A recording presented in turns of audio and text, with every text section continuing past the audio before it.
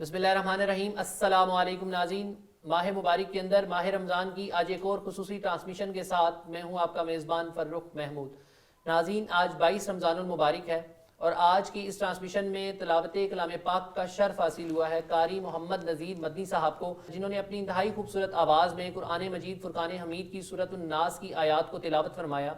उसके बाद नात रसूल मकबूल सल्लल्लाहु अलैहि वसल्लम की सआदत हासिल हुई है साहिबजादा हसीनुद्दीन शाह साहब को, जिन्होंने अपनी इंतहाई खूबसूरत आवाज़ में आकाए दो जहां सरवर कौनैन इमामुल अंबिया जनाब रहमतुल लिल आलमीन हज़रत मोहम्मद सल्लल्लाहु अलैहि वसल्लम की ज़ात पर ढेरों दरूद सलाम का नजराना पेश किया। नाज़रीन, आज की हमारी इस ट्रांसमिशन का मौजू जिन्नात की हकीकत के नाम से है। इस पर बात करने के लिए आज की इस ट्रांसमिशन में हमने एक मरतबा फिर मदऊ किया है पीर सैयद अब्दुल्ला शाह अल हुसैनी साहब को, जो हमेशा की तरह आज एक मरतबा फिर मेरी और आपकी रहनुमाई फरमाएंगे। उसके साथ हमारे साथ मौजूद होंगे आज की इस ट्रांसमिशन में अलामा मौलाना मुफ्ती मोहम्मद इकबाल आज़ादी साहब। नाज़रीन, ट्रांसमिशन का बाकायदा आगाज़ करते हैं और शाह साहब के सामने जिन्नात की हकीकत, चूँकि आज टॉपिक है शाह साहब हमारा, तो पहला सवाल भी यही है कि जिन्नात की हकीकत क्या है। बिस्मिल्लाहिर्रहमानिर्रहीम। शुक्रिया एक बार फिर कि आपने हमें इस ट्रांसमिशन में इस खूबसूरत मौजू के साथ गुफ्तगू करने का मौका दिया। और जिन्नात की हकीकत ये एक ऐसी मखलूक है, ख़ास तौर पर पहले तो लफ्ज़ जिन का अगर हम इस पर गौर करें तो जिन्नात को जिन कहते इसलिए हैं कि ये पोशीदा हैं, मख्फी हैं, नज़र नहीं आते। इमाम राग़िब अस्फ़हानी रहमतुल्लाह ताला अलैह आपने अल मुफ़रदात के अंदर इस पर गुफ्तगू करते हुए आपने फरमाया कि ये वो मखलूक हैं जो पोशीदा है और सामने नज़र नहीं आती। फिर इसके आपने इस लफ्ज़ की मुश्तक़ात और इसके इश्तिक़ाक़ी मानी की तरफ भी आपने तवज्जो दी है। तो ख़ास तौर पर आपने फरमाया कि ज़ाहिर बात है कि माँ के शिकम में रहम में पोशीदा, तो उस वक़्त भी उसको कहते हैं जनीन, और वो इस वजह के वो पर्दे के अंदर पोशीदा होता है। और इंसान के दिल को भी जनान कहा गया है, चूँकि ये भी पर्दों के अंदर पोशीदा है, नज़र नहीं आता, इसलिए इसको तो जिन्नात को जिन कहते इसलिए हैं कि ये पोशीदा मखलूक। बाकी इसकी जिन की, ये जिन जो है, लफ्ज़ जिन ये अरबी का लफ्ज़ है और लफ्ज़ ये जमा का है। इसकी वाहिद जो है ना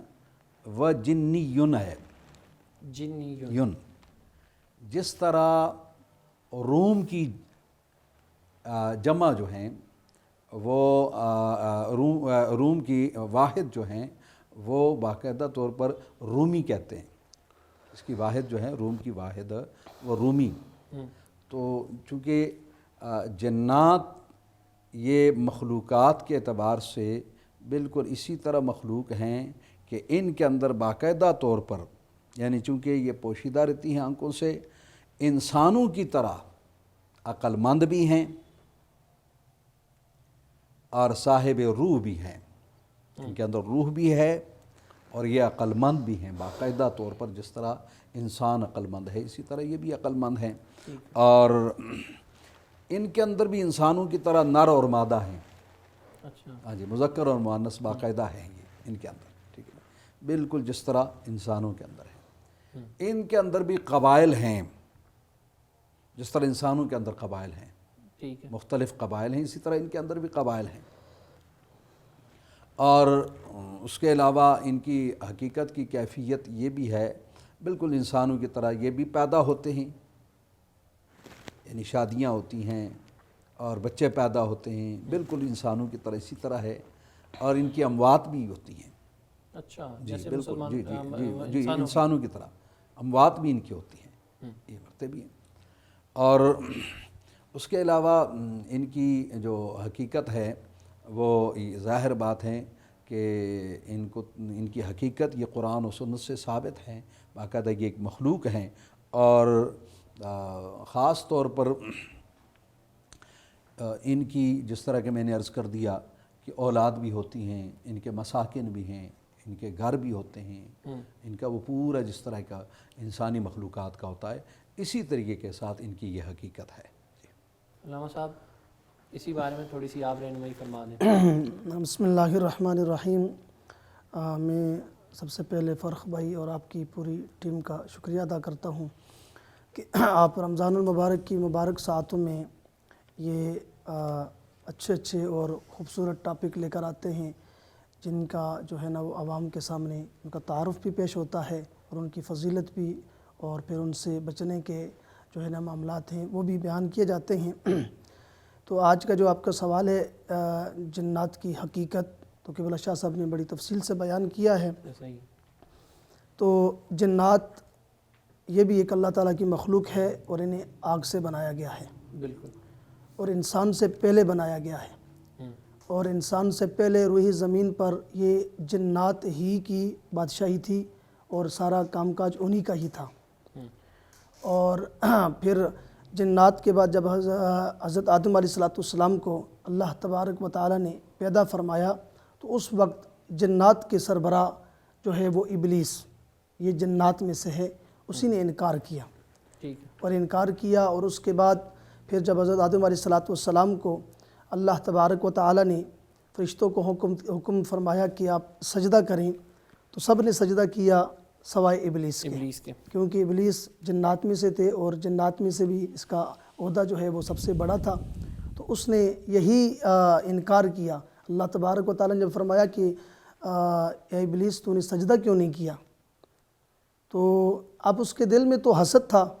یعنی اس کا جو مقام تھا، رتبہ تھا، وہ کم ہو رہا تھا، وہ اس نے بتایا نہیں، بلکہ اس نے سامنے یہ پیش کیا کہ میں تو آگ سے بنایا گیا ہوں،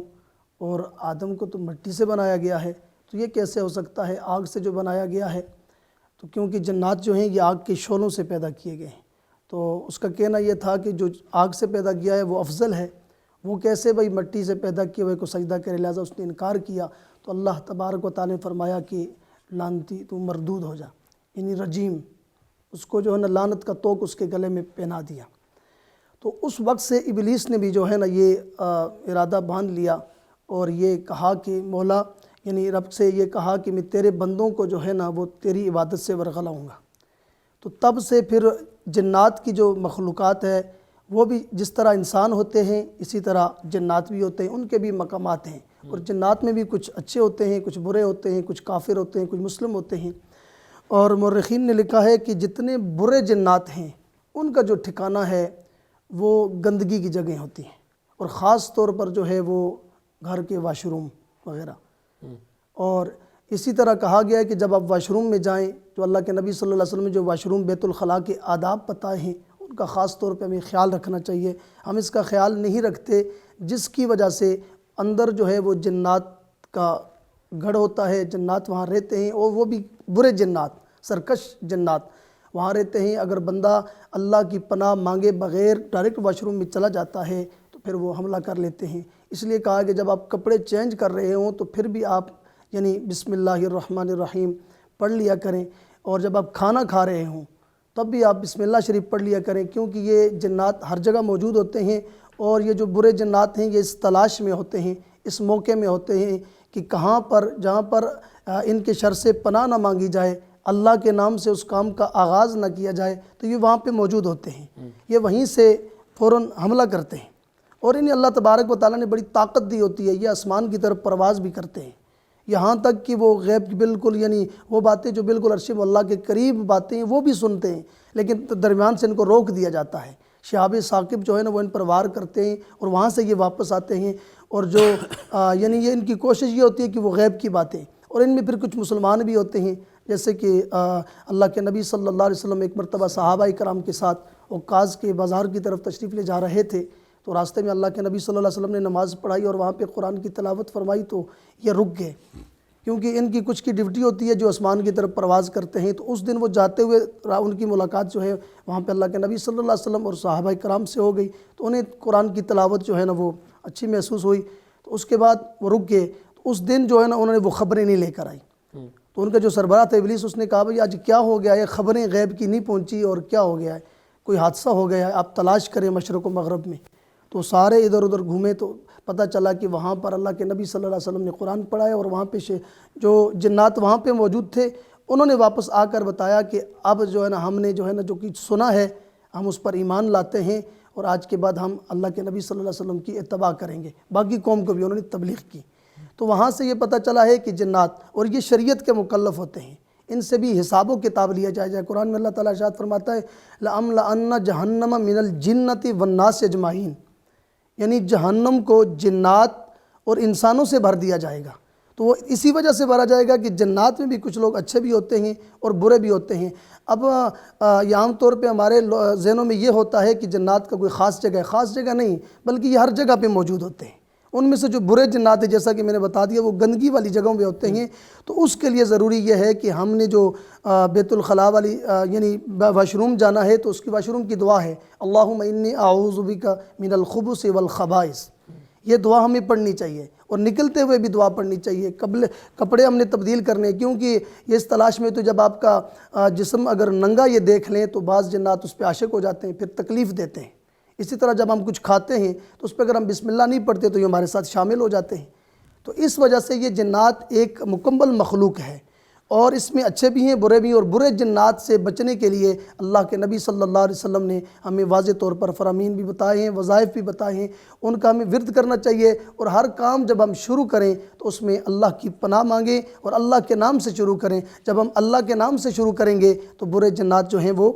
سائیڈ پہ ہو جائیں گے۔ شاہ صاحب، جنات کی پیدائش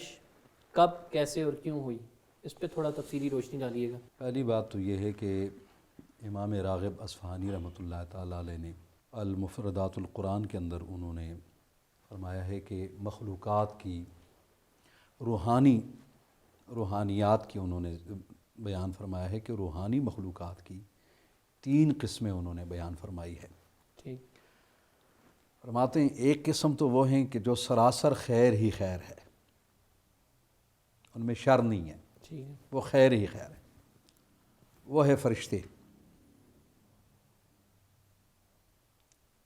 فرشتے چونکہ اللہ تعالیٰ کی ایک ایسی مخلوق ہیں وہ ہمیں نظر نہیں آتے ہیں بالکل جس طرح جنات نظر نہیں آتے ہیں، ایسے ہی، تو فرمایا کہ وہ سراسر خیر ہی خیر ہے۔ بے شک، اور ایک قسم کی مخلوق وہ ہے کہ جو سراسر شر ہی شر ہیں، وہ شیاطین ہیں، کہ ان کے اندر خیر نہیں ہے، وہ شر ہی شر ہے ان کا۔ ایسے ہی، اور فرماتے ہیں تیسری قسم کی مخلوقات جو ہیں ان کے اندر نیکی اور بدی، خیر اور شر دونوں پائی جاتی ہیں۔ فرمایا وہ جنات ہیں کہ ان کے اندر اچھے بھی ہیں، برے بھی، نیک بھی ہیں، متقی بھی ہیں، صالحین بھی ہیں، اولیاء بھی ہیں، اور برے بھی ہیں، اور شریر بھی ہیں۔ ٹھیک ہے، اور جس طرح کہ آپ نے فرمایا کہ ان کی خلقت کے حوالے سے، تو جنات کی پیدائش قرآن کریم کی آیات طیبات کا جب ہم مطالعہ کرتے ہیں اور غور کرتے ہیں قرآن کریم کی آیات طیبات پر، تو یہ انسانی تخلیق سے، جس طرح کہ مفتی صاحب نے بیان فرمایا، انسانی تخلیق سے کئی ہزار سال پہلے اس دنیا میں جنات قائم تھے۔ ٹھیک ہے، کہ جس وقت اللہ تعالیٰ نے چاہا کہ زمین کو آباد کرنا ہے انسانوں سے، تو پھر اللہ تبارک و تعالیٰ جل مجدہ الکریم نے ابلیس کی سرکردگی میں اور اس کی کمان میں اللہ تعالیٰ نے فرشتے بھیجے، اور انہوں نے ان کو بگایا اور ان کو ویرانوں میں، جنگلوں میں، بیابانوں کی طرف اور باقی زمین کو چونکہ ان سے پاک کیا انسانوں کی آباد کاری کے لیے۔ چنانچہ قرآن کریم کے اندر اللہ تبارک و تعالیٰ جل مجدہ الکریم نے ان کی تخلیق کا ذکر فرمایا ہے۔ سورہ رحمان کے اندر اللہ تعالیٰ فرماتا ہے خلق الانسان من صلصال کالفخار وَخَلَقَ الْجَانَّ مِن مَّارِجٍ مِّن نَّارٍ۔ بے شک فرمایا انسان کو ایک ایسی ٹھیکری والی زمین سے، مٹی سے پیدا کیا گیا ہے جو بجنے والی ہے، اور فرمایا کہ وَخَلَقَ الْجَانَّ مِن مَّارِجٍ مِّن نَّارٍ، اور جنات کو آگ کے شعلے سے پیدا کیا گیا ہے۔ تو چونکہ قرآن کریم سے یہ پتہ چلتا ہے کہ ان کو، ان کی پیدائش یہ تو انسانی تخلیق سے پہلے ہیں، اور ان کو کیسے پیدا کیا ہے، یعنی ان کو آگ کے شعلے سے پیدا کیا ہے، اور کیوں پیدا کیا گیا ہے اس کا بھی قرآن ہمیں جواب دیتا ہے۔ قرآن کہتا ہے وَمَا خَلَقْتُ الْجِنَّ وَالْإِنسَ إِلَّا لِيَعْبُدُونَ، بے شک کہ ہم نے انسان اور جنات کو پیدا نہیں کیا مگر صرف اپنی عبادت کے لیے پیدا کیا ہے۔ چونکہ جس طرح انسان کو عبادت کے لیے پیدا کیا گیا، اللہ تعالیٰ نے اپنی فرما برداری کے لیے، اطاعت کے لیے پیدا کیا ہے، اسی طریقے کے ساتھ جنات کو بھی عبادت ہی کے لیے پیدا کیا گیا ہے، اور یہ اس کا مقصد چونکہ عبادت ہی بیان کیا گیا ہے، تو چونکہ اللہ تعالیٰ نے ان کو عبادت کے لیے پیدا کیا ہے، یہ قرآن کریم نے ہمیں بتا دیا ہے، تو لہٰذا چونکہ جنات